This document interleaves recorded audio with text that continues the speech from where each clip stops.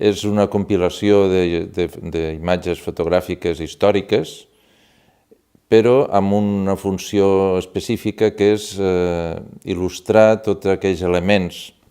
de la ciutat, urbanístics, arquitectònics, inclús en alguna ocasió antropològics, que han desaparegut. D'aquí el títol, La Tortosa desapareguda. El patrimoni té diferents nivells de protecció i, per exemple, hi ha un que és a nivell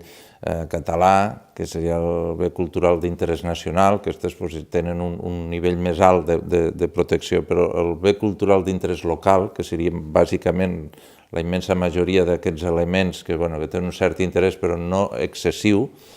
una mica estan a mercè també dels interessos dels consistoris en el seu moment. Aquelles cases que estaven a lo que era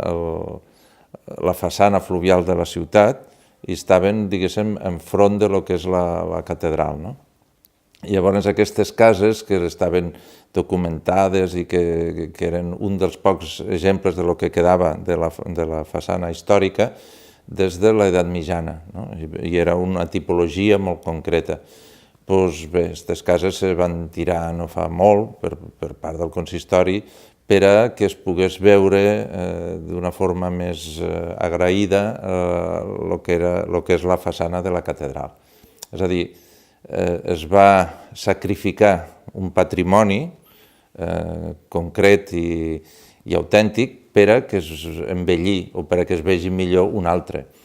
La clau sempre és la sensibilitat, és a dir, si existís realment, és a dir, que socialment i políticament se cregués amb això, amb el patrimoni, doncs estaríem bastant salvats, però si no es creu, per moltes mesures que es facin, després sempre hi ha la trampa per a